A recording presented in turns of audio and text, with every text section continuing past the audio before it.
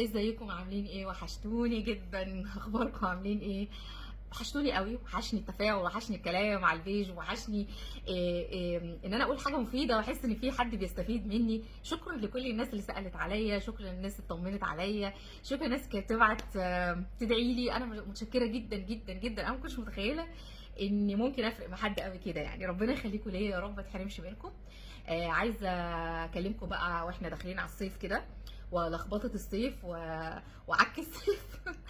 هتكلم على البيبسي دايت والكولا دايت والحاجات الدايت.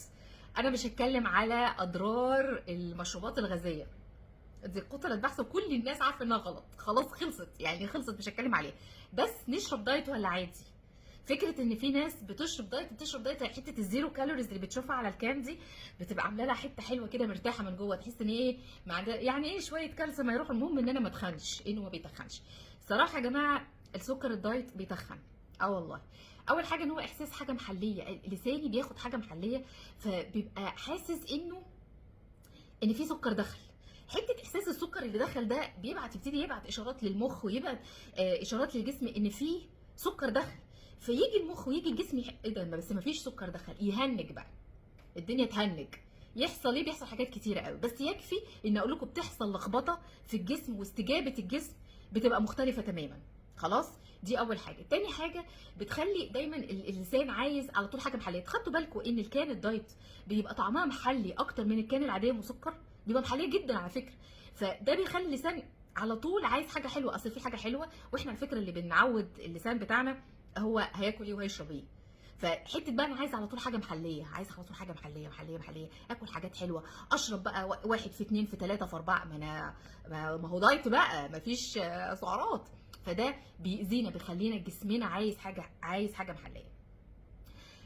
تالت حاجه ان احساس ان انا ضميري مرتاح وانا باخد حاجه زيرو كالوريز كده، يخليني اخد منها كتير، وده برده مش كويس لان هو بيبقى يعمل ضرر. فاكرين لما كنت بتكلم في الفوازير على الميكروبيوتا والبكتيريا المفيده اللي موجوده في الامعاء؟ ده بقى احنا اتكلمنا لما قلنا البكتيريا المفيده في الامعاء دي هي ميزان الجسم، صحتها من صحه الجسم. حتى التنسيق اللي ما بين هرمونات الجوع والشبع، احساسي بالجوع واحساسي بالشبع، السكه اللي رايحه جايه دي اللي بينظمها البكتيريا المفيده الموجوده في الامعاء، دي بتدخل بتبهدلها بتدمرها. فبالتالي احساسي بالجوع بيبوظ، احساسي بالشبع بيتبهدل، فبعك وبلخبط جسمي كله، بجانب بقى اضرار كتيره جدا. فمحدش يقول ان السكر الدايت عشان هو زيرو كالوريز فهو اتس اوكي ان احنا لا، لا خالص يا جماعه. حتى لو انت بتستخدمه على فكره مع الشاي والقهوه، استخدمه سكر عادي.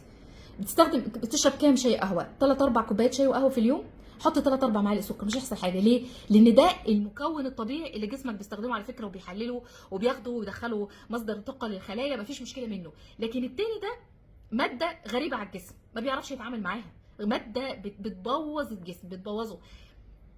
عارفين هو ما بيزودش سعرات، بس بيبوظ المكنه اللي بتحرق، فما يخليش جسمي يحرق كويس. هو نفسه شخصيا ما بيتخنيش، لكن هو بيبوظ قدره جسمي على انه يشتغل كويس ويحرق كويس. فاحنا بنبهدله.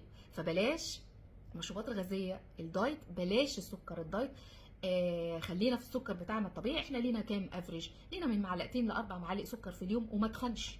لو انا هي ترس على قد السكر، معلقتين ل4 معالق سكر حسب وزني، ومش هيتخنى على فكره، بالعكس، لان جسمي بس المهم ما احطهمش ال4 معالق سكر في كوبايه واحده واقول ده انا ليا 4 معالق سكر، لا، يتوزعوا على مدار اليوم، ولا اي حاجه، ولا الجسم يحرق. ده مصدر الطاقه الطبيعي للجسم. لكن بلاش سكر دايت. اشوفكم على خير، وحشتوني على فكره.